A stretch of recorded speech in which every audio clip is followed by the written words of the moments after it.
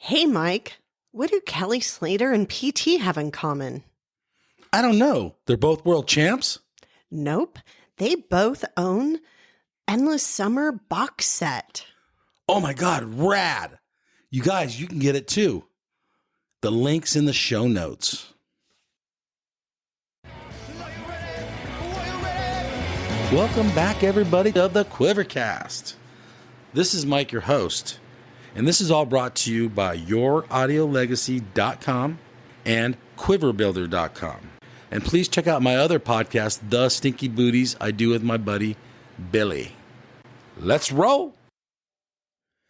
Good afternoon, everyone. Today's special guest on the QuiverCast is revisiting us. And he was on one of the first guests when the QuiverCast started. We have Mr. Tanner Waite of Oceanside, California via Portugal, right, Tanner? Yeah, I'm actually in Ericeira in Portugal at the moment. How are you doing? I'm doing pretty well. It's this is my first time to Europe, so it's been quite a cool and unique experience coming over here and surfing and meeting a lot of cool new people and hopefully aiming to check Nazare off of my list of big waves that I'd like to try. Okay, so let's just start there. You're in Europe. What made you go, or why'd you go? Well, it's like a big multitude of things that I think that it would be, I guess it'd be better to have background in like where I went in the last year, kind of how I ended up here. You want to start there? I think so. I think just for more context, I feel like it's going to make a lot more sense other than. Then let's do it. Yeah. So I think, since the last time we talked, it was right after my concussion, to my knowledge. I had just gotten back in the water, was still figuring everything out. And then I ended up landing a job, which for me, like kind of would have been an ideal job, working with an engineering company, doing like basically contract inventing and product development. So like a business would come to me or come to the business, and then I would get set with the task of coming up with whatever device or concept that they had in mind, and then doing all of the design, the prototyping, the R&D, and then follow it all the way through to manufacturing. And at the end of it, like I kind of did it for, I think, 4 months, and it just wasn't what I wanted. They wouldn't let me go surf. They didn't want me to go do the big wave thing. Like I was essentially just going to give up everything that I had ever wanted to do with surfing to work here. And it just didn't align. It didn't feel right. And so I quit that job. Okay, hold on. Let's talk about that for a second. So in American society, we're conditioned, maybe is the right word, or whatever. We're told to get an 8 to 5 Monday through Friday and do certain things in life. And then you conformed, if I'm using the wrong words, let me know, to do that, and you weren't happy.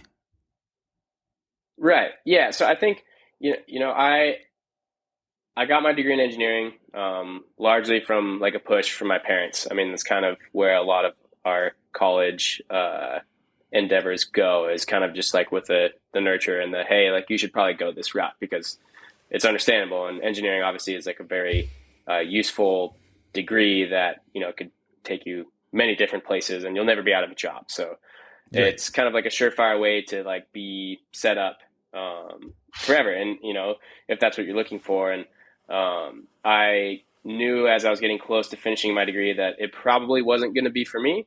But I also didn't want to just like let it completely go to waste without having tried it. I knew that for the most part, as a mechanical engineer, which is what I got my degree in, you will end up spending a lot of your time indoors, kind of locked into either a cubicle or kind of doing what I was doing, which is like the working with CNC machines and CAD design, and which is all fun and it's cool. And I love working with my hands, but it just locks you down into one place pretty much for forever.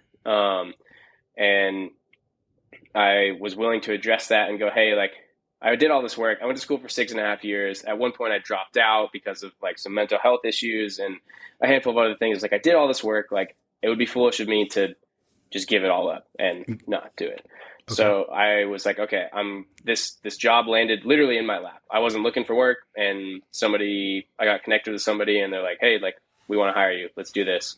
So I started working there, and it was fun. It was cool. Like it was a cool way to use my brain and learn the industry. And I kind of obsess over how things are made and manufactured and built.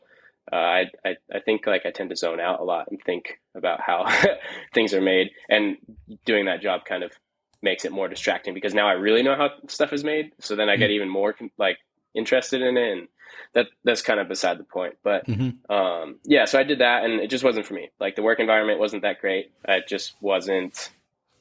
It like literally wasn't me. Like I have all this energy and I have all this like physical ability and this real passion for surfing and sharing that with people. And I decided, you know what, like I have nothing to lose. Like there's nothing to go, like nothing to lose and everything to gain. Like I'm leaving. I'm gonna go figure something else out. We live in the 21st century. There's, you know, endless amounts of opportunity to make money online. And I was like, okay, like maybe I can figure something out that way. But in the meantime, like I'm going to go on a surf trip, relax. Like I haven't really gotten to do anything since I graduated because I busted my head, and I was just ready to go try something new and throw myself into the gauntlet. Like, hey, like you quit, like you got to figure it out, you know?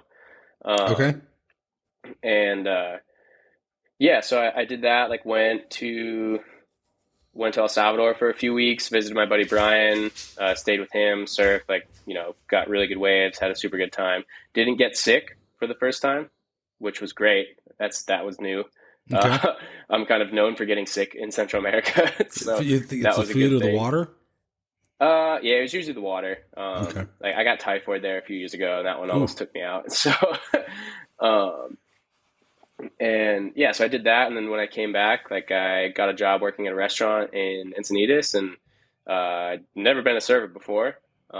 They didn't know that, but I started work and I started work on a Friday night. I'd never been inside the restaurant. I'd never seen the menu. I'd never even eaten that kind of food before, Really? and yeah, and while I was at the restaurant, this is kind of where it starts to get good. I had a little bit of money saved up because my bills are not that aren't that much, and I was very lucky to have that. And my dad he wanted to go to Kauai specifically, the North Shore. He'd been wanting me to go with him for quite some time. Like I personally hadn't been in over 20 years at that point. I think the last time my parents had taken me I was 5 years old, and my dad loves Kauai.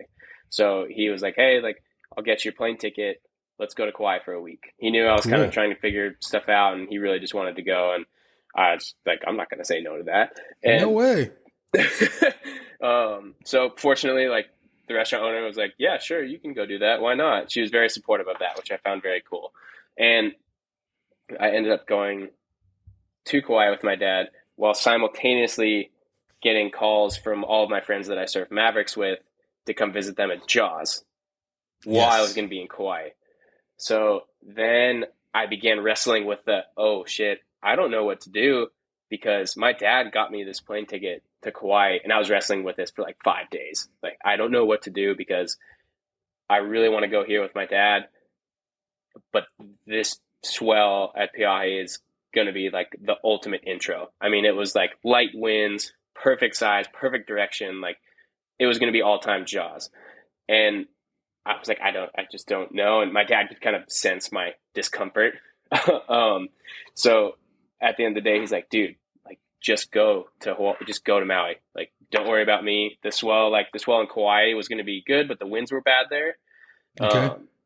So he just said, hey, just go and come back the next day. Like, no hard feelings. He's like, I'm not going to stop you from the one thing that you're like completely obsessed with. Like, that would be foolish of me, which I am so grateful for. I don't know how I'll ever be able to repay him for all this support that he's been giving me, but from both parents. And yeah, so I got to go do that. We flew to Kauai.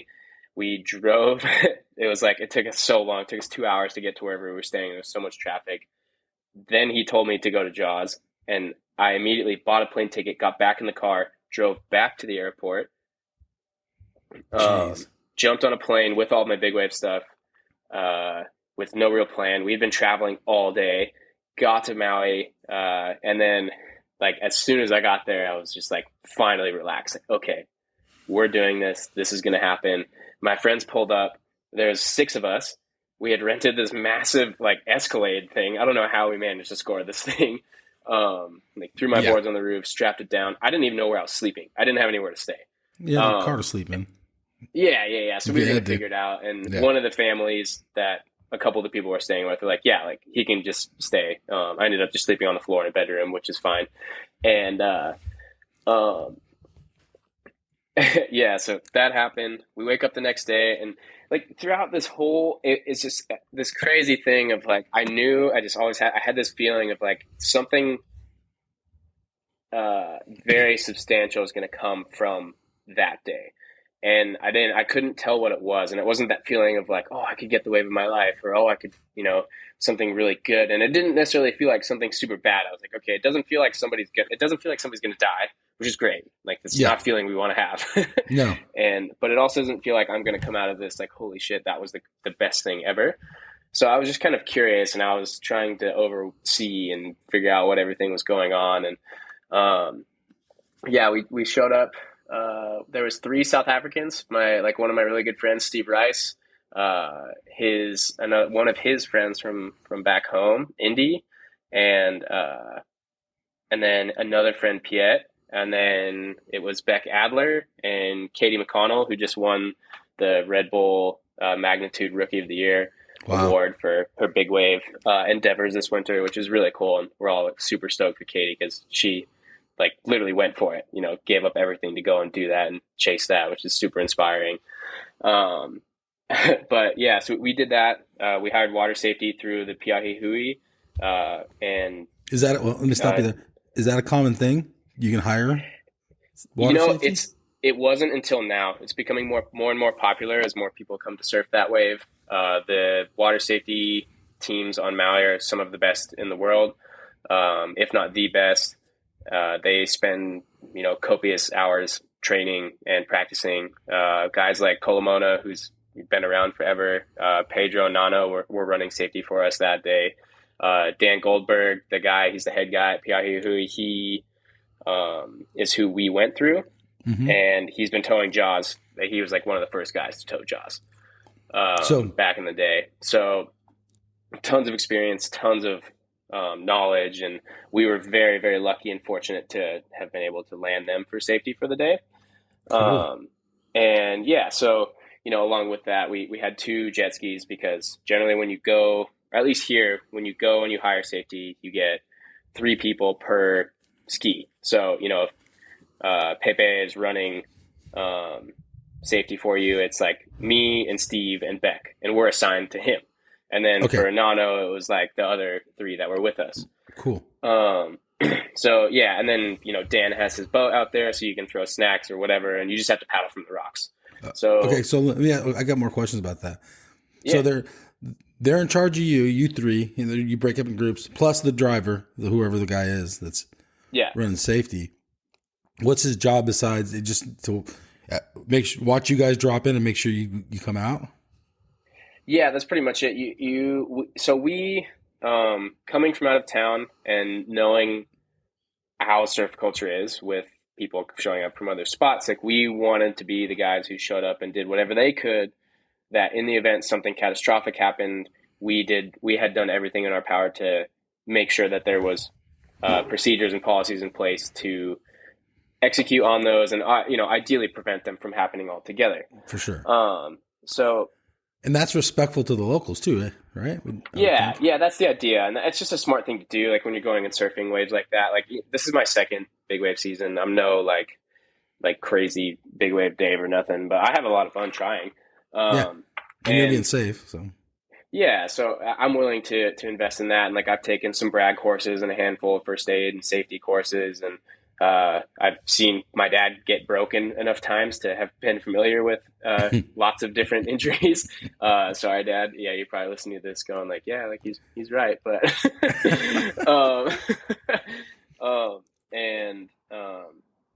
let's see.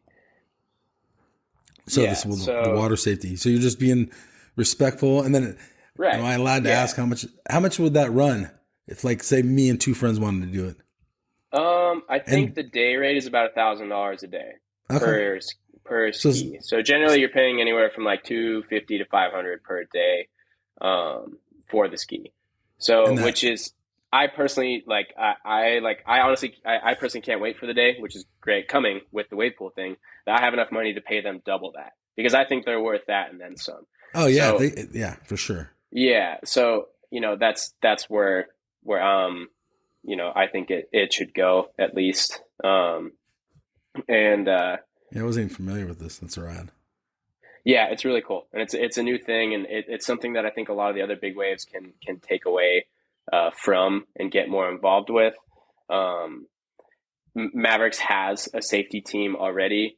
Drake Stanley, and Parker Guy, and a few others who literally go out there just to run safety, kind of just on their own dime, and just because they love to do it. And I think that's really cool too. But Jaws is on a whole nother level. I've heard of stories, and don't quote me on this, of guys being told like, "Hey, you really can't go out until you have proven to us that you have paid for safety," because everyone out there is assigned to other people. And, if they go in to get you and their guy falls on the way behind it and then their guy gets blown into the rocks, like who's at fault? Yeah, no, Right. That's no, like this ultimate paradox of well, you don't want to go, obviously they're not going to go let you drown, right? Like if you right. came out by yourself, but at the same time, it's like, you don't want to be the guy who's putting everyone else at risk because you didn't have the money or you didn't make the effort to reach out to them. And, Yeah, so this brings a lot of questions up. Like, yeah. And this is just getting started too. We got a lot going on. We haven't even made it to the juicy part. no. This is fascinating. I didn't know any of this, and I mean, then there's the whole moral dilemma of like, do you let someone drown because you have to watch your guy? And it's just fascinating. We can talk about that later. Yeah. But I didn't know. I wasn't Yeah. aware of that. So there's Yeah, it's definitely something cool. there. And then, just for those of you who are listening that know, Dan and the guys at PIUE they do offer classes where they'll take you out and teach you to drive. They'll teach you how to maintain your ski. They'll teach you how to use it, drive it, avoid running over the rope, which is, I forgot to mention too. They're out like, oh wait, no, that's a different one. That was a different trip. Actually, that was later in the winter. Good. Okay. And they'll teach you everything you need to know. And it's an amazing course. It's taught by some of the best guys. And with every class that they give, they get better and better at delivering this information, which is amazing. So that's something that's very new and similar to what the Bragg course offers to surfers, but much more hands-on. Like you get to pilot the jet ski, so if you're interested in it, definitely hit them up. How do you find them? Yeah, you can find them on Instagram. That's going to be the easiest way. So it's just Peahi Hui, PEAHI _ Hui, HUI. Right. They're definitely the guys to talk to. They rad. know their stuff. Dan's been doing it for decades. So Awesome. yeah, something worthwhile to know, and super grateful for all of their help. Yep. And yeah, so we did that. Back to Jaws. We had to paddle. Yeah, going back to Jaws, we're walking down the trail. Still have that weird feeling of like, I don't know where this is going to go, but I'm really interested to see. Like, I didn't know. I was like, oh, maybe it's just like jet lag because I traveled for 18 hours yesterday to go to freaking Maui, which is weird because it's like a 4-hour flight, but that's just kind of how it worked out. Yeah. And yeah, we go to paddle out in the rocks. Steve made it out, but he timed it before us, made it out, no worries, got picked up. I was left it was just myself and Beck. And it was really funny because we were like looking at each other like, oh, I don't know where to go. And then we kind of were just like, should we go? And we went to go. And then the wave sucked out and I got dry docked on a rock with like 15 feet of whitewash coming at me, and or like a 15-foot like wave thing. I don't even know. It was really scary, but I miraculously just like grabbed my board, and Beck too. He was less dry docked than myself, so he made it fortunately. And I ran across these rocks. I don't know how, and jumped. Like started paddling, and I scraped on this thing. I had to ditch my board. I was like, I'm dead. Like my board's broken. There's no way. This is worst case scenario. Made it through. Don't know how. Like very stoked. So, made it out. The guys that were doing safety for us picked us up, pulled us out there, and we were the first ones. No, we weren't the first ones. A couple local kids. I think it was Ty Simpson Kane and gosh, I'm spacing on his name. But two other kids were out before us. They were getting some pretty cool looking waves, like first two out. I want to say they got out to take a break, and we were the only people out. So it was just our group, which is pretty surreal. And the swell, Okay. yeah. When you're watching the kids getting the waves, how big are the waves? I mean, and then compare them to other waves, because that's your first time out there. I don't know. Honestly, I have no idea. Does it look different than like, Mavericks or Waimea? Oh yeah. Jaws is like, I mean, it is kind of in the middle of the ocean. Beast. Yeah, it is in almost no way similar to Mavericks. Okay. I kind of identify Mavericks as a wave that is not necessarily easier to figure out, but you can line much up more predictable in where it breaks. Mavericks, like small to medium size Mavericks is largely predictable. Like, hey, you can sit in these lineups and the wave will break in the same spot or very close to it. So it's easier to position yourself, because it's a slab, right? Like it's just a big slab. Yeah. So whereas Jaws, you are not battling with a continental shelf. So the swell is coming in at full speed, and it's also a full open ocean wave. Yeah, so you're out there and, Kailani is sitting 100 yards north of you and further out. Billy Kemper is 50 yards deeper than you. And then Albie Layer is like way the hell on the inside on the west bowl. And you're like, how the hell are you still alive sitting in there? And then you've got these waves that come in and wedge up and just like come out of the west, which are very, like, those are the ones that clean everybody up. Okay. And then you've got these massive waves that come in the north. And it's just this like crazy, unpredictable, like, I don't even know how to describe it. And you just feel so out of control. And then are these different swells from different directions, or all the same? No, this is just how the waves come in on the reef. Okay. Yeah, so like it was one ground swell, and it was super clean in that, and it just like, I don't even know how to describe it to people, because it's so, you just have to like be there, I guess, and it just comes from all these different directions. I think I struggled because I didn't know where to line up. I'm also a goofy footer. I was on way too small of a board, which I quickly learned, and that's like coming up soon. Why? And then I just felt lost because I didn't know what waves to take. Yeah. And or what waves to try for, because I didn't know what was going to be behind it, because we paddled out on a rising swell, which is not a good idea. Because every set was bigger than the last. Every single one was just bigger and bigger. And it was way bigger than anything I had ever expected from those numbers. I think it was like 10 feet at 18 seconds or 11 feet at 18 seconds. And like, wow. So how fast is that? I mean, huge. Describing the speed, like, how do you paddle into that? Well, you need a huge board for sure, which I learned. Like, I had taken my 9.4 with me. That was from last season, because my new boards hadn't been finished yet, because the swell showed up in October. So it was kind of early season. I just hadn't got my new boards yet. So, which is good, because I learned a lot from this session. And I was just on a small board. It was like too narrow, too thin, not enough foam, not long enough. And it felt like a toothpick. Honestly, it felt like I was riding a 6.0. And along with that, like, swells are coming in from everywhere. I'm trying to make sure I'm not getting in anybody's way. I'm trying to absorb everything. Like, hey, I don't even care if I don't catch a wave. I just want to get the time and the experience out here. Yeah. And then I don't even remember how it transpired, but like a lot of the boys are getting waves. Like Steve had gotten a freaking bomb. Indy and Piet had both gotten bombs. I think Piet like ate it pretty hard on one. And yeah, we were all having a good time. Like, more and more people started to show up. And then I kind of just started getting frustrated, because I was like, dude, why can't I catch a wave? Like, I know I'm plenty good enough. I know I've done all the training. Like, I'm like, I'm going to catch a wave at this point. Are you paddling 4 waves at this point? Yeah. I was just like, you have tried out, and then it just didn't happen. Yeah, it was like somebody would be just deeper than me or something along those lines. So then I decided, like, you know what, like, next one that comes to me, like, I'm gonna go. And if Okay. I think I can catch it, I'm gonna go. And this wave came straight to me. There's nobody else around. Nobody even looked at it, probably for probably because they knew what was going on with it, and it was Okay. just this like really mean West Bowl wave. So it was just like really bending on the reef. It's the same waves that Billy and Albie backdoor. I just Oh. was catching at the peak rather than backdooring it. Oh So like boy. not where you want to catch it.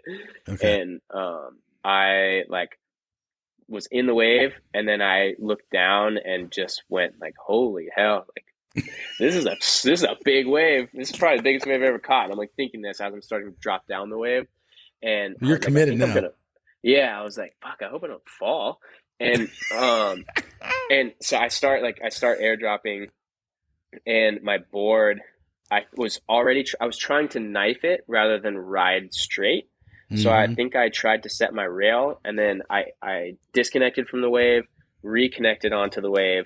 My front foot slipped off, and I pretty much free fell from the very top of this wave to the very bottom. Like, I don't No even know how far way. it was, but it was the hardest fall I've ever taken. And yeah, so I hit the water, immediately got the wind knocked out of me, was like, oh my God, I think I just broke my ribs. Um, like, worst case scenario, skipped into the lip on my back. So the lip detonated on my chest. So then that hurt even more. And then I got sucked over the falls backwards and just got absolutely obliterated. Like one of the worst beatings I've ever taken. And I I went to pull my inflation, and I think I was so deep, or I was just getting so wet that it didn't work. Like it only kind of partially inflated. Oh Um, my so goodness. I was kind of just like underwater, like, all right, this sucks. Like, I'll come up eventually. And like I came up, and the safety, I've never, like, I was in disbelief. The safety guy was there, like the instant I came up. Um, and I went to grab, I like couldn't use my limbs. I was so disoriented, and I'd never had this happen. And he hit me with the sled. I grabbed on. We started riding away, and I just like watched my hands like stop working, and I just fell off and took another wave the What? same size on the head. He boogied Got out. He got out of there. Yeah, he was gone. Okay. I just couldn't Fair hang enough. on. Like I just literally I didn't have the energy to hang on, and or the wherewithal. I was so disoriented, like I couldn't breathe. So I still didn't have the wind back in me. Got obliterated, even worse than the first one by the way behind it. And then ski guy, there was no other ways after that. Ski guy came to get me. I went and sat on the boat for a few hours. I hadn't even met Dan at this point. And we came over, and he was like, "Was that you that fell on that wave?" And I just like looked at him and laughed. And was like, "Yeah, I think so." And he's like, "Well, it was pretty heavy." And I was like, "Yeah, it wasn't fun." And I had to sit on the boat for I think it was like 2 or 3 hours, just like hunched over. I couldn't sit up straight. Like my abdominals and stuff, just like I don't know what was going on. I thought I was bleeding or internally, or like my So lungs were collapsed. I'd never had to deal with that before. how Um, long were you under? You think? I don't know. I mean, big wave wipeouts, you're not really under for that long unless you're like sent down. Um, Okay. like maybe 10, 15 seconds. I don't even think that, to be honest. Um, Do you think you're just so? I mean, like, what disoriented? Was it being well, so it was the deep? impact. It was the impact because I had got the wind knocked out of me on impact, and then I got beat down. Yeah, yeah. It was like I don't even know. He's not even in a washing machine in like the world's. I mean, ever seen one of those rock tumblers? Like Yep. imagine being a rock in one of Yep. those. Yep. And there's video of this on your Instagram, right? Yeah. There's the video. There's like a sequence that Jeremiah Klein got from the water, which is a pretty funny sequence. And then That don't look there's funny to also a me. Looks video scary. that I believe the Maui cartel took, and it's me falling. So they're both on I'm there. You can watching it find right them on now. my Instagram. um, That and wave changed your then life? not really. I Not just it just made me go like, all right, I need to like really dial in my equipment. Um, okay. so that I don't know. It just made me go like, all right, like you can do this, but it ain't gonna be easy, that's for sure. Okay. Fair. um, so yeah, so then that happened. I'm sitting on the boat, and just as I start to feel good enough, I mean, the waves are pumping. I watched Francisco get one of the craziest backside barrels of all time out there. I watched Billy Kemper get several ridiculous waves. I saw the body surfer get barreled all the way through the whole wave, which is mind-boggling. Like, I didn't think that was real. There's a lot of Yeah. really big things that happened on that swell. And then I was about to go back out. I was like, dude, the waves are way too good. I'm not going to end it here. I don't care how much it hurts. Like, I'm going to go back out. Yep. Yep. The biggest set of the day rolls through. I mean, like some of the largest waves I've personally seen. And and it catches everyone inside. And I mean everyone. I think there's like one guy that made it. I want to say it was Trevor Carlson that made it out the back because he was the furthest out. And the set came in, and I was kind of just like, oh, okay, I'm gonna wait. I'm gonna let this clean up. Like, I want to make sure everyone's all right. And I still felt weird up until this point. And I was just like, fuck, like something still is off. And I put my board down, and then Steve and Steve had gotten caught inside by that set. Okay. And one of the Maui guys, our safety, one of our safety guys, I forget which, had picked Steve up, and Steve starts yelling at me. He's like, Tanner, don't leave. I broke my leg. What? And I'm just like in disbelief. Like, what do you mean you broke? And then he's like, I broke my femur. And I was like, whoa, okay. So like, throw everything down. He's like, everyone get off the boat. Everyone get off the boat. Wow. And then at this point, everyone's starting to hear what's going on. And the Walsh brothers, they all come over. They tell us to, I think it was DK. We pull the sled off of the jet ski, put it up on the swim step. Thank the Lord that there was a swim step on there. Like, I don't know, it would have been, that made our life so much easier. And those boats usually don't have swim steps. So, did that, got him on the boat. Dan starts calling the ambulance. We're trying to figure out what to do. I'm trying to stabilize Steve, and hold him down. There's a handful of photographers on the boat that are just kind of like, I don't know what's going on. The rest of our group, we were just like, hey, like, you guys go in, we'll figure it out later.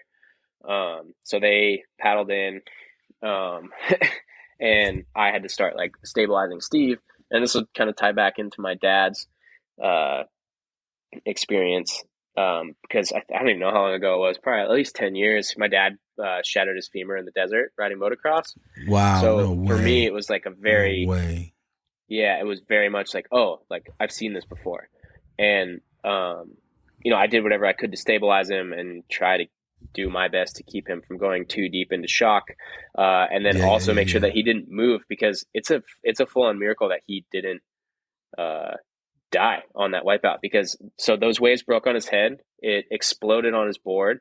His brand new leash, because he had just broken his leash, ripped his leg so hard that it skipped the knee and broke the femur. On the first wave, he was under all the way through the second wave, so 2-wave hold down the whole time, getting obliterated. Way. Yeah, he when he came over on the jet ski, his inflation vest was fully shredded. Like his Quicksilver, the one you wear on the outside of your wetsuit, like completely shredded. I've never seen anything like it. I don't know if it exploded or what, because I cut it off of him after. And yeah, so that happened. I'm trying to stabilize him. I'm watching his leg swelling up, going like, oh my gosh, like the artery, like there's an artery that runs along your femur, and if you so much as nick it, you bleed out in like 2 minutes. You're dead. Oh my gosh. So I'm thinking like, dude, I was like, there's no way that Steve is going to survive this. Like, I thought I was going to watch my friend like just die right there. And by some miracle, he didn't. And I was, we're all very lucky and, super grateful that he didn't. He's an amazing surfer and human in general. So we're stabilized. I'm stabilizing him. I've got him on the sled. I'm pinning him down, and we start idling off towards Maliko Gulch, which, if you haven't been to Maui, Maliko Gulch is basically a wave, a bay that completely closes out when Jaws is breaking. And there's like a super like DIY boat ramp there for jet skis. That's where a lot of the safety. Yeah, not in the harbor. This is like 15 minutes away from Jaws. The harbor is about an hour boat ride from Jaws. So, but this place, like boats should never go in there, like not a chance. And and this is where all the jet skis get launched to go out because it's way quicker and way easier. Riding on a jet ski for Yeah. an hour is a bit of a pain on the Okay. body. And yeah, so we go. Dan, like an amazing captain, times it with a set, drives us in, flips the boat around. I like had to orchestrate all these photographers that were like I was trying to like help them with the situation and be like, hey, like we're fine, everything's gonna be fine. We're all doing this. You're doing this, and this, and we're getting him off the boat, and then we're getting him onto the beach. But he can't fall off, and you can't touch his leg. And What? so No we way. like go and yeah, what's up? That's crazy. Yeah. So then that happens. We get him off. Dan jets back out and gets into where he's okay with the boat because he got us into literally like I think the prop might have been hitting. And he we did that and like this whitewash comes and I'm like, oh my God, we're gonna lose Steve. And so I like grabbed the sled and like with everything that I had, like managed to hold the sled and not let him get knocked off. The fire department comes rushing down the boat ramp into the water because they had just gotten there. We all grabbed Steve and there was like a huge, I don't know, it was probably like a 4 foot whitewash behind us. Like that would have taken Steve out for sure. And we like sprinted up the boat ramp, barely dodged that, like threw him down on somebody's jet ski trailer with the sled. And then they like stabilized him, put him on the backboard, put him in the ambulance, and the rest, we rode to the hospital and the rest is history in a way. So, and That's then rad. I sat outside the hospital for quite some time. I didn't have my phone at the time. So I was like, and I didn't know my friend's phone numbers. Like this is all things that we made note of to like add in our plan for next time, but I didn't know their Yeah. phone numbers. So I'm like calling them for Instagram. Thank goodness, like I was able to get into my Instagram and then, Yeah. so I'm like calling them but then there's no service and the person's phone I was using wasn't working. Um, so Okay. then I was outside the hospital, I hung out for a few hours waiting for them. Uh, and it was funny because everybody, like all the nurses were coming out like, are you okay? Like, are you fine? I was like, yeah, like I'm good. Cause I was still in my inflation suit and my freaking board shorts. Cause like you can't get the damn thing off without having another person help you. And it was Okay. raining. So I was like, all right, well, I'm just going to stay in this thing, like whatever. And it was Yeah. funny because they all thought, I was like, no, like it's my friend is the one in there with his femur that's broken. And he's like, oh, okay. All right. That makes sense. Yeah.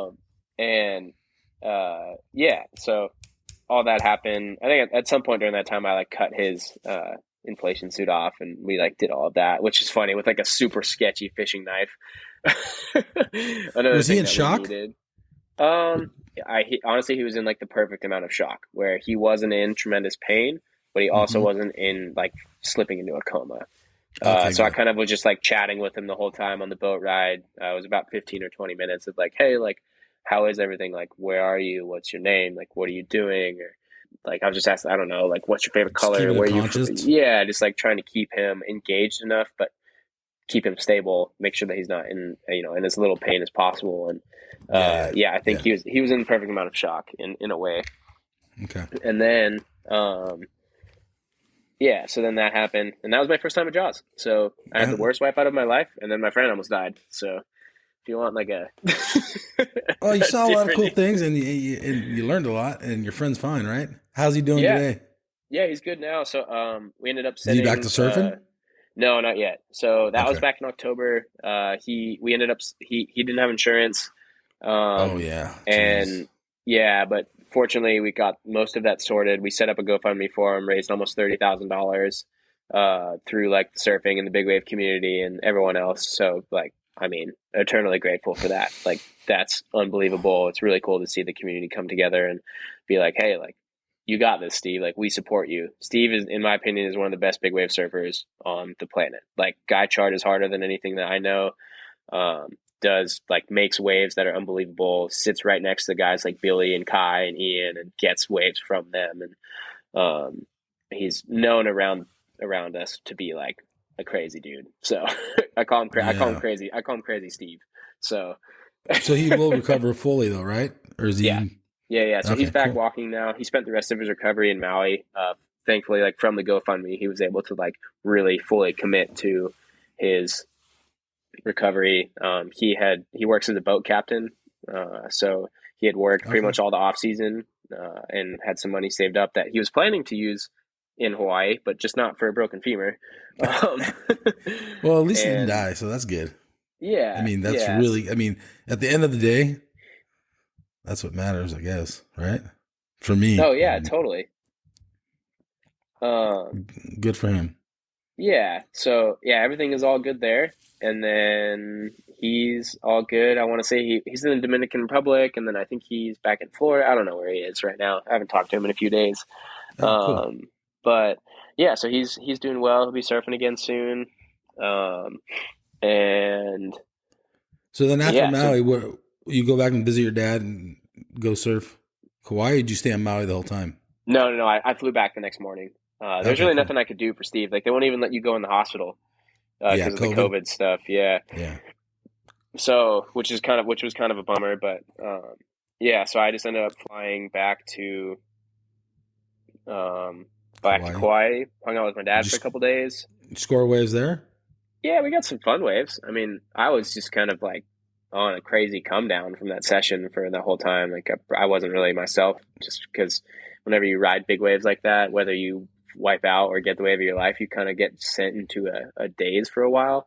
And I So can't do you remember if we think? chatted about this, but what was that? Well, you told us about Waimea, what happened to you in your head injury, Right. Yeah. and you were kind of in recovery, and you were getting help from I can't remember the name of the hospital down in San Diego. Oh, yeah, Oculus Brain Centers. Those are the guys who I Okay, worked with. okay, Um, but you took a full recovery from that, correct or no? yeah, yeah. Okay, Without them, I don't think I would be where I am now. okay. Yeah.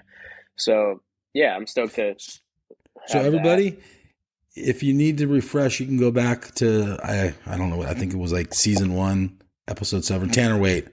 You can re-listen to that one first if you want to. Yeah, I was just kind of in a daze. Like anytime you fall like that or have an experience like that, riding big waves or get the wave of your life, you kind of have a crazy come down from Mm-hmm. all the adrenaline and all of everything else that's been happening. So I kind of was on that for a few weeks, and you honestly you kind of like you go into some form of a depression after that because everything is just so like out of whack because it was so intense and uh, yeah, I was battling with that for a little bit and Do you think that's went back. adrenaline rush or what? Yeah, I Like, think so. It's a common thing. It's oh, what is it leads a okay? lot of big wave surfers to go get into like drugs. Basically, it's kind of like a path because you're chasing this feeling of like really being alive. You know, where every decision you make is life or death, and every wave you Hmm. ride is like could be the last ride of your life, and that sort of thing. And while it might not always be right, like Mm-hmm. you know this training, have all this confidence of like yeah, like you go into like I can survive this, I can survive anything.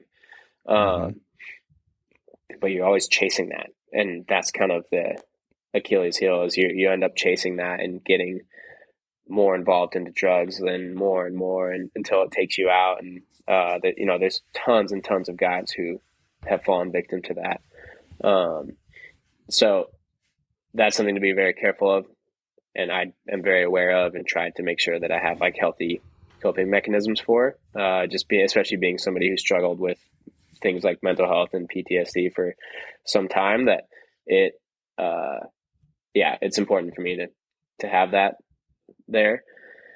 Um, but yeah, so that kind of happened. Like, had a really good time with my dad. It was cool to get over there and surf with him.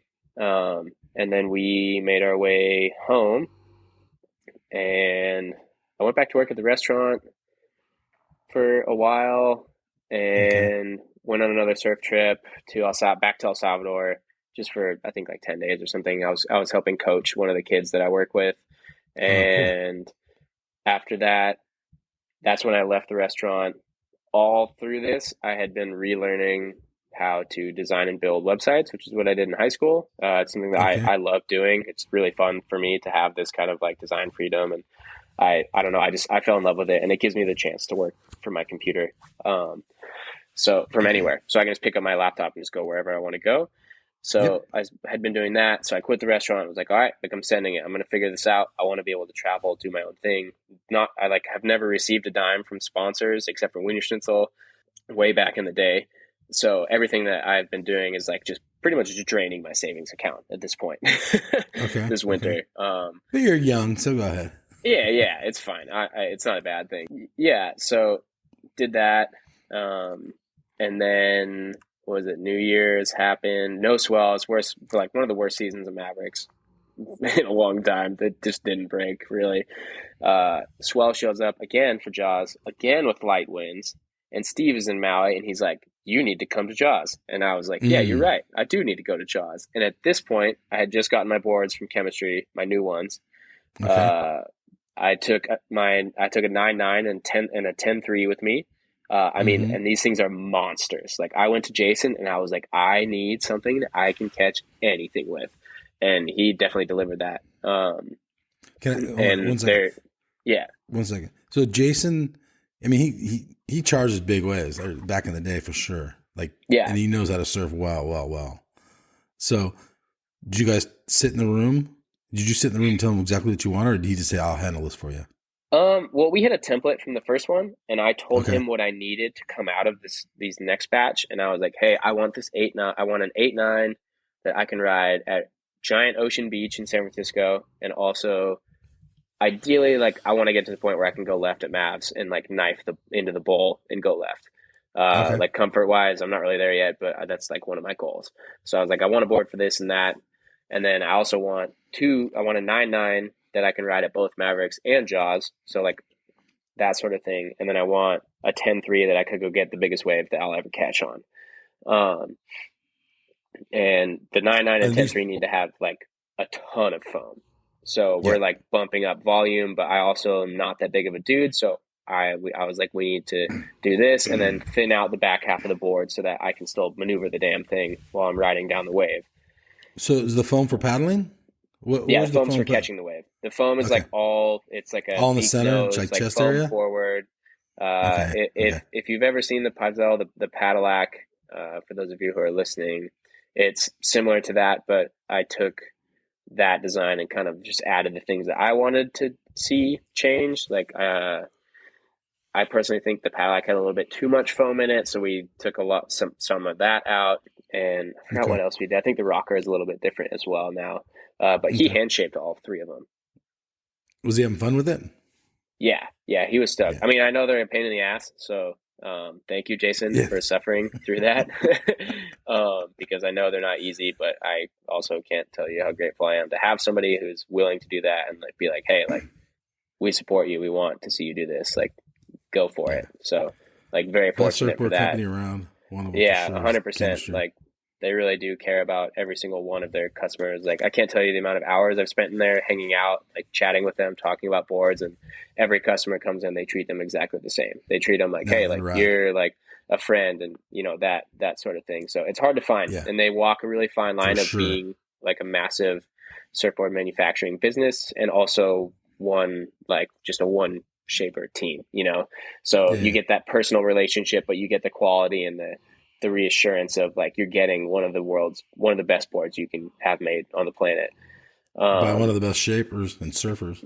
Yeah, exactly. Yeah, shaper surfs better than me, so He surfs better than most yeah. everybody. So that's been really cool. But yeah, so where were we? Yeah, All I right. ended up going back to Jaws. Jaws.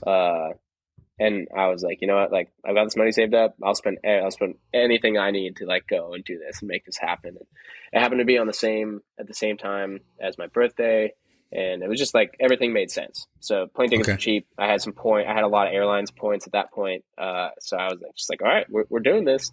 Let's do it. Yeah, like crashed on the floor with Steve at the room that he was at. There's a lot more that goes into this story, but we probably should save that for another podcast. We went pretty deep with the first Jaws experience. So did you score some waves then? Yeah, so went back to Maui. Was planning on staying on Maui for the whole month of January, and then got there. It was the most expensive trip of my life for sure. Got the plane ticket, got there. we did a water safety training with the Piahihui guys. It's like what we were talking Cool. about earlier. Yep. And what somebody it wasn't I was on a different ski, but somebody sucked up a rope. One of the guys that was learning, and my phone was in the cubby of the my phone was in the cubby of the jet ski. So they rolled the ski over to cut the rope out, and then the cubby filled up with water and filled my phone with water, and then my phone stopped working. Great. So yeah, so then I was like, all right, well, I guess I don't have a phone, which is not the best timing considering it's my birthday, and like I want to like talk to my friends and parents, like my grandma and stuff. But I mean, it was kind of nice not having it, to be honest. But there you go. didn't have a phone. Got to surf Jaws on my birthday. Made the wave on my birthday, which is fantastic. Right. I caught one wave, and it wasn't like that big or anything. Like, but I had the feeling of like riding into the channel and seeing like Kolomona there, who's a friend of mine and also one of the best water safety guys in the world. Like, just was surreal. I was like, okay, this is what I was looking for. I'm good. Mission accomplished. Yeah. So I went back out, sat for a while, couldn't really find another wave. It was pretty slow, and it was oil glass. I mean, it wasn't a lick of wind, which is literally unheard of for Maui. I mean, that just doesn't happen. Right. So that was really cool. And yeah, so then let's see, where do we go from there? Got the wave. My phone I was having shipped to Maui, but then the living situation in Maui, there's a couple different things that were going. There's a lot that was going on, and it ended up not working out. I was like, all right, Hawaii's kicking me out. I'm gonna follow this well to Mavericks. Cool. Call my friends that I met in El Salvador in December, or actually didn't call them because I didn't have a phone. I FaceTimed them through Instagram on my jailbroken Kindle Fire, which is my like $79 tablet that I was using to communicate with people. And they were like, yeah, like you can come stay with us for a few days, you know, let's do it. So I was like, all right, cool. This is what we're doing. Flew to San Francisco, landed, got a rental car. Don't really know how I scored a really good deal on this rental car. Minivan, and which is great for big waves. So I just fit my boards in the whole thing without having to strap them on the roof. Yeah, like got to surf perfect giant Ocean Beach. Got probably the best wave I've ever caught in my life at Ocean Beach that first day. Went straight to Mavericks afterwards, paddle out there. Got one okay wave right before the wind came up. Got like and from that wave got one of my favorite photos that I've had, which is cool. It's like looking from the left over. And then the next day, surfed Ocean Beach again. Got like ridiculous waves. Drove to Mavericks in my wetsuit. Threw my inflation on. Sprinted down the trail. And I didn't think it was going to be anything special. Ended up having the best big wave session I've ever had. I surfed for an hour. I got 4 crazy waves that I have never even considered going on before. There was like 5-6 dudes out. I mean, it just felt like that was my day, and that made that whole trip worth it. Stuck a couple crazy airdrops. Was just like everything felt right. Like couldn't do. What's the date on that? Wrong. Is that like? Do you remember when that was? Maybe January 12th. Okay. Of this year. Yeah. Okay. And I'm looking at a video from December 30th. That like you kind of airdropped and you had to do slow motion on your video. At Mavs. It's okay. Okay, so. Oh no, that was January 30th. Yeah, that's a different session. Okay. Couple questions. With 6 guys out at Mavericks, is that unheard of, or is that kind of? It's not totally unheard of. It happens more often than you would think. Like Mavericks does break, not regularly, but it does break. It needs a solid swell, but during the months of like January, December, January, you get this high pressure system that'll set up over in Northern California that kind of just makes it where it's glassy all day and super sunny and pretty, and it's amazing. It's my favorite place in the world. Like I have yet to find a place that I would love to call that home if it wasn't for the 11 months of fog there usually. Yeah.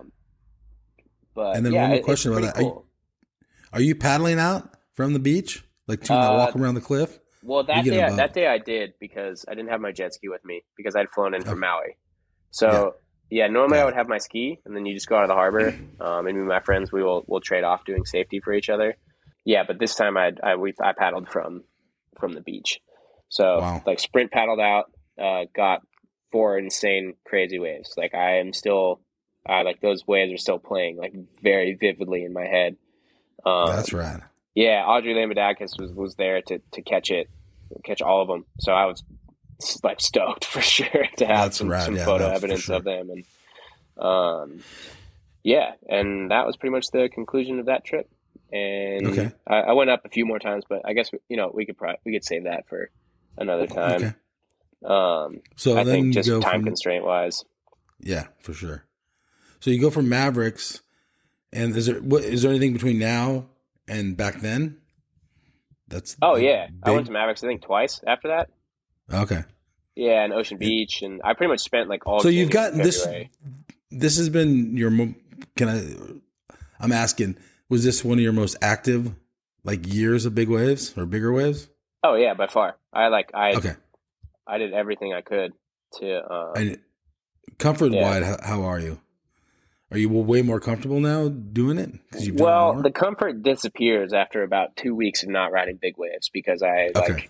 I'm not familiar with even though it's there.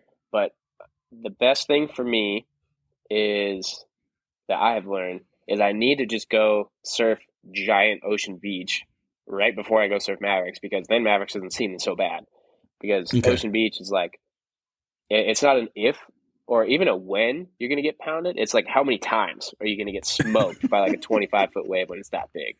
So that's kind of my thought process behind it. If I have a handful of good sessions at Ocean Beach leading up to a swell at Mavs, I feel a million times better than if I'm surfing 1 foot South Jetty on my gun beforehand to get used to it again Hmm. at the harbor and just going straight up to it, you know? Yeah, yeah, yeah. Um, so yeah, the confidence really does play a big part. So that's why I think that big wave session went so well for me the day after the really big Yeah, day yeah, at yeah. Mavericks was because I was just like, dude, I don't care. Like I can take on the world. Like After that's what Ocean it Beach. felt like. Yeah, because I was just like I felt so good on these boards that it just didn't matter. I was like, I can make anything. And Wow. fortunately I did because I almost ate it several times. Definitely stoked. So now you got some big waves and kind of in between the seasons, and then all of a sudden now you're. Is there anything else before that? Before you go to Portugal? Yeah, I mean, just like a handful of other like crazy runs at Ocean Beach, and I think we got Okay. to surf Mavs a couple more times. Like, I mean, oh yeah, that's right. Like the girls from Maui flew over to surf Mavericks. That Oh, like so cool. all surf jaws together. I picked them up. We all went and did that. Kind of got skunked. Oh, Um, I have a couple um, questions. yeah. So let's say like big blacks versus like Ocean Beach. Like, is there a comparison or not even? Um, I mean, Ocean Beach just gets way bigger. I mean, way bigger. Like I've Yeah, seen and it's blacks pretty big, but not nearly as big as what I've gotten to surf in Ocean Beach. And I really love Ocean Beach because it's just you versus the ocean. It's my favorite wave. That's my favorite place in the world. Like good ocean, and giant, good ocean beach. Like you could put me there. I'll be happy forever. really. Um, So what about the crowd there and the local guys there? well, Are they that's all the thing cool? is when it's that big, there's nobody out. Like Yeah. literally, you're by yourself, or are you going with a friend, or what? I mean, there are guys out on the beach, but yeah, you're by yourself. I've paddled out No every time water by safety, myself. no nothing, Yeah, nothing. It's you versus Mother Nature. It's sick. just Like, sandbar. yeah, sandbar, best thing ever. I mean, And then did you surf under the Golden Gate Bridge at all?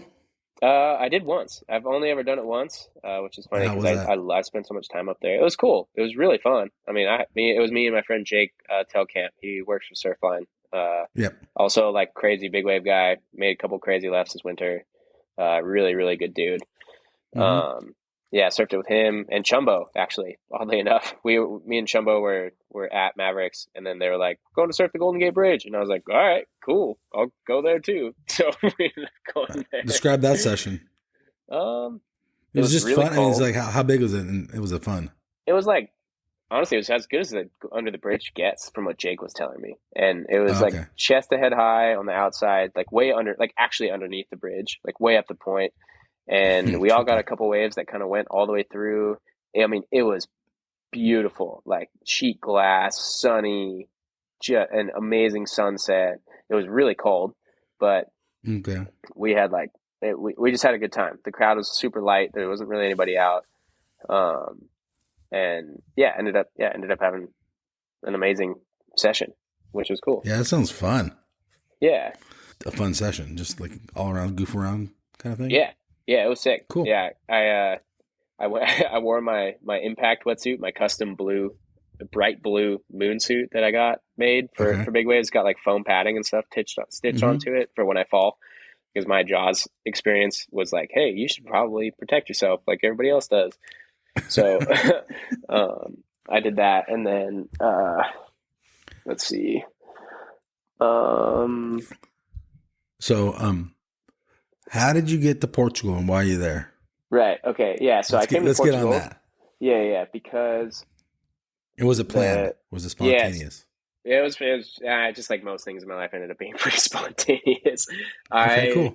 So I found out, say like on a Monday night, I found out that I had to move out of where I was living because the owners of the home that I was renting the room from were having a baby like in a few months. So I was like, all right, well, I got to figure something out. Like, I don't know, maybe I'll move somewhere else. Like I was thinking of moving to Los Angeles or like doing just somewhere new. I just wanted to go live somewhere new and experience something different. And then the next day, Shane Magnuson from the Palm Springs Surf Club calls me and is like, hey, I need you to come work at the wave pool with me. Gave me an offer that I couldn't refuse. Like, I mean, if you could draft a dream job for someone like me with a background in engineering and an obsession with surfing to go and work at a wave pool, let alone one of the, like what I am convinced is going to be the best wave pool in the world. It's literally ideal. I mean, I'm kind of in disbelief that it's happening. So at this, what can you tell us about that? Anything, or is it still kind of closed? It's still pretty well closed off. Like I will be working the pool. I'll be like doing operations. I think I'll be doing some engineering and that sort of thing. I mean, I see it as like a massive opportunity for myself because the industry is lacking. That's the biggest thing that Shane talked to me about. He's like, you can be the guy that can differentiate what us like surfers who don't know anything about engineering are saying and translate it into what the engineers who don't know anything about surfing need to do.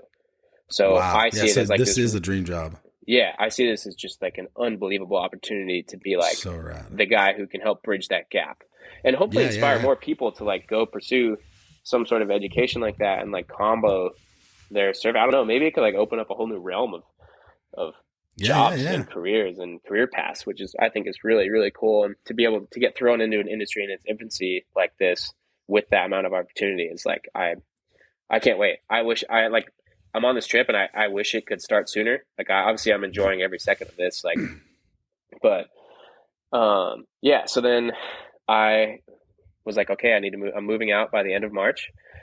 Palm Springs doesn't start until the middle or the end of May. I can't find a room to rent in California for that short of a time. I don't want to have to move. I also want to go somewhere new. I have all these, I have some more points, airline points saved up. And I was just like, all right, like I'm going to go to Bali. Bought a ticket to Bali and then canceled it. I was like, no, that's not it. That's not it. The restrictions for COVID and stuff. I was like, I don't want to go there. And then I was like, I've never been to Europe. And I was like, I wonder if I could surf Nazare. Portugal sounds pretty cool. Booked a one-way ticket to Portugal. I was like, I've never been, don't know anything about it. I was like, hadn't even booked a place. I was like, okay, I'm going to Portugal. Ended up, talking to some friends. Like, got an Airbnb in Sarah, right in the town center. There's 15 world-class waves within a 10-minute drive. Like, it's unbelievable. Yeah. And I've been here for almost a month now. I'll be coming home. I'll be flying into the East Coast, like the 26th ish, around there, like in about 10 to 12 days, buying a van, and then driving it back across country over 2 weeks home. I know it's rather random. I've been obsessed for the last couple of years with these Mitsubishi Delicas. They're right-hand drive diesel, like Japanese import vans. They're 4-wheel drive. They're like, I don't know, they're like cool 90s surf mobiles. And I've just been like, I fell in love with them. I've always wanted one. I was trying to cut down on a lot of my expenses, like car payments and that sort of thing. So like sold my truck before I came here to my brother. And then I'm going to buy that van and drive it cross country because it's cheaper than shipping and the I don't really need a better Okay. excuse to go see the rest of the country that I otherwise might not ever get to. Yeah, Um, for sure. so I'm going to do that, and then You I'll can be scout home. out the And next wave pool locations. yeah, exactly. Yeah. There's so much that's going to go into that. I'm really excited. Yeah. I seriously can't wait. It's going to be like, it's the opportunity of a lifetime. And I can't thank Shane and those dudes enough for bringing me on. Yeah. So Portugal, what have you learned about Portugal? Have you scored? Europe is amazing. The first day I got here, I was jet lagged, just had no idea what was going on. I went to go surf Nazare. I had a board lined up, but my phone wasn't turned on yet, so I couldn't get a hold of the guy. It was raining, but I mean, I knew it was going to be really good. I was like, dude, this is it. But it just didn't feel right. I was like, I don't feel comfortable. I'm not confident. I'm tired. I'm dehydrated. And it's raining. I don't have service. Like, you know what? Screw it. Let's go to Super Tubos. Bailed out in Okay. Nazare, which I'm glad I did. I don't think I could have handled a crazy wipeout. And that was Yeah. kind of my frame of reference. Like, hey, if you can't do this, like, save it for another day. There'll be another day. Yep. So did that. Went to Super Tubos.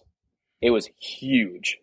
And it was really freaking scary looking bodyboarders out. They And just then, yeah, know I've kind of better. just been, or they're going to other places. So I was just bouncing around. Like, since then, I've just been surfing and met a couple friends here. And, it's been cool. I haven't really gotten any good waves outside of that. It's been a bit of a struggle. The last 10 days have been like really bad wind and not that good. And, but I mean, So this what do you place do? is, I What do still you do? surf.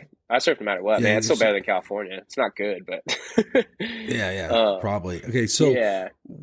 on the off time, what are you doing in Portugal? What's different there versus San Diego or something or LA? Well, I still Are the surf people a different? lot, and I've been working. Actually need to get some more clients. That would be ideal. How um, do they contact you?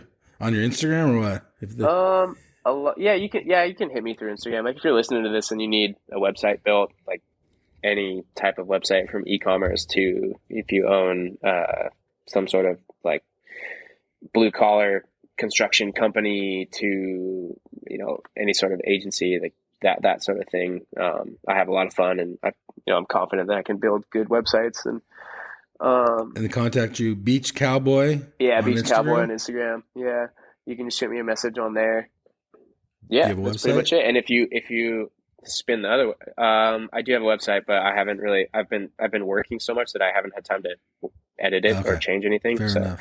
it's All not. right. Yeah.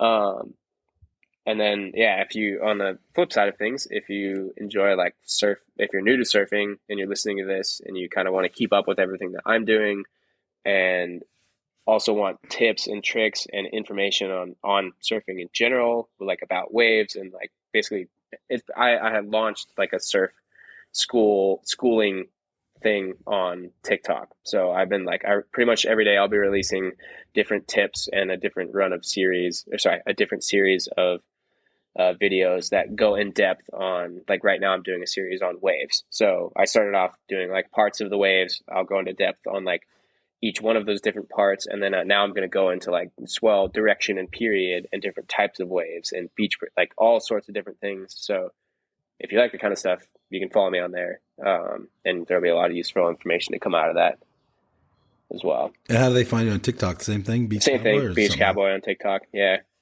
Okay, Um, fair. That's so rad. yeah, it's been fun. I have, How'd you come up with that idea?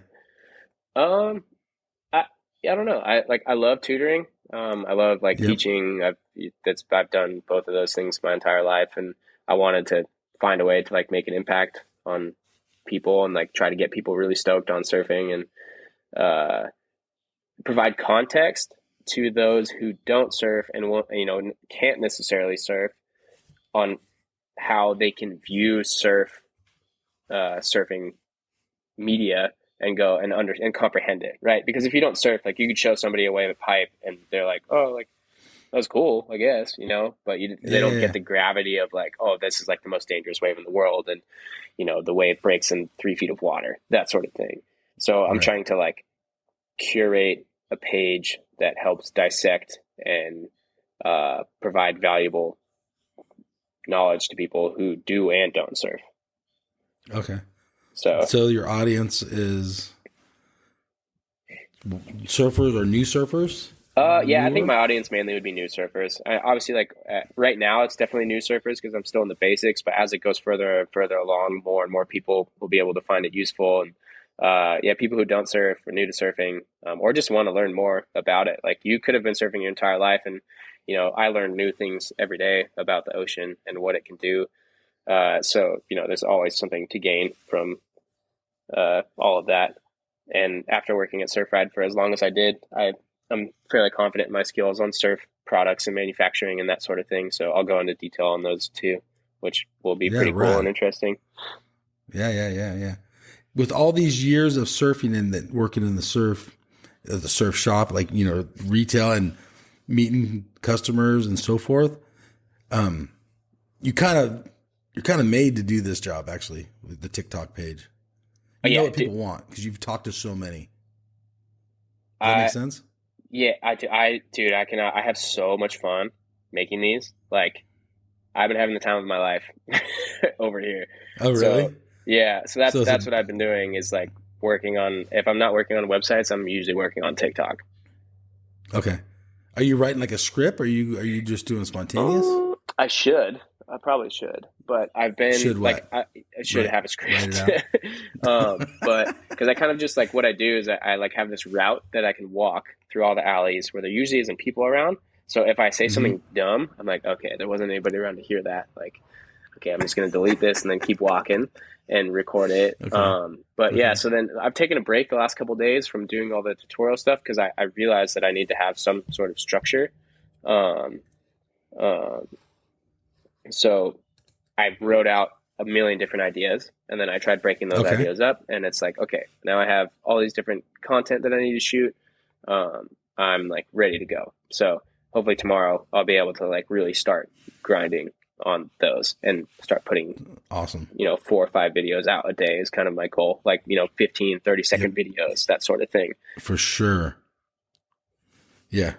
Right on. Okay. So anything else about Portugal or stoked on the it's Palm Springs? Is it Palm Springs proper you're Yeah, going it's to, the or are it's you the going Palm it's to? the Palm Springs Surf Club. So it's the old I think it's the old Wet and Wild water park Okay.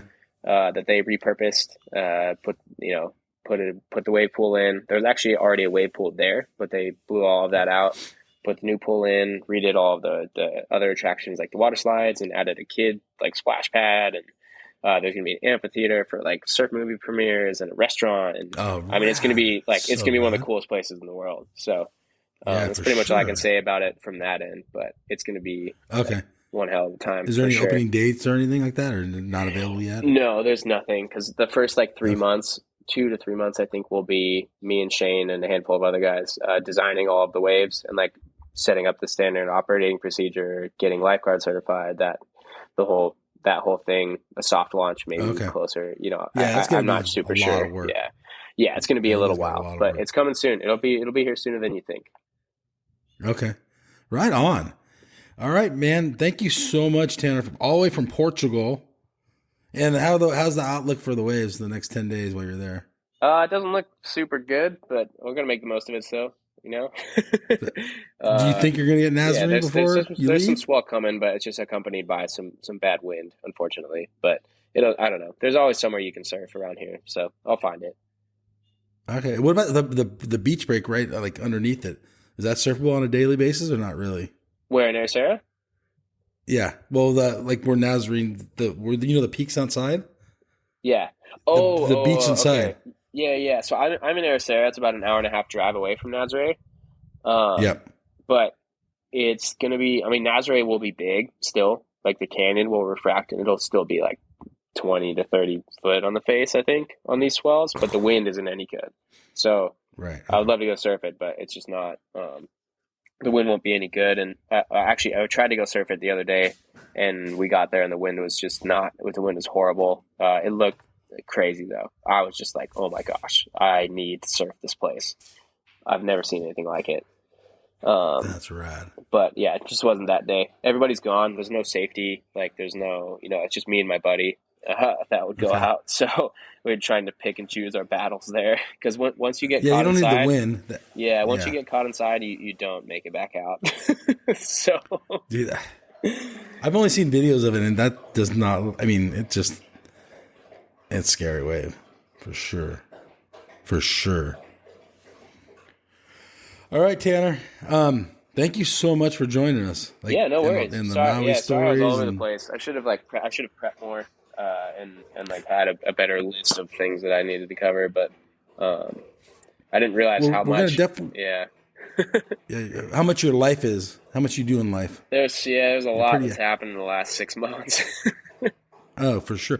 And then I guess maybe you can come on before the wave pool opens. Give us a heads up on all that. Yeah, for sure, totally. Yeah, once everything gets like more set in stone, like a couple months out, like we should for sure connect again and get something going. Yeah, for sure. And I get a discount for my first session there at the wave pool. That's what I heard. Yeah, that's what I was told. All right, right on. Okay, thanks, Tanner. This is Tanner and Mike. Yeah, thank you, Don't Mike. hang up, Tanner. All right, yeah, don't hang up, okay? You got to stay on. I hang up. All right, everybody. This is Mike and Tanner on the QuiverCast. Thanks, man. Yeah, thank you, Mike. See ya. Thanks, everybody, for listening. Please follow us on Instagram and follow us on your favorite podcast platform. Give us 5 stars if you listen to us on Apple. And do me a favor and tell a friend that QuiverCast is back. I'd like to thank Glue Factory and Dave Hegstrom for the music. And I'll see you all in the lineup.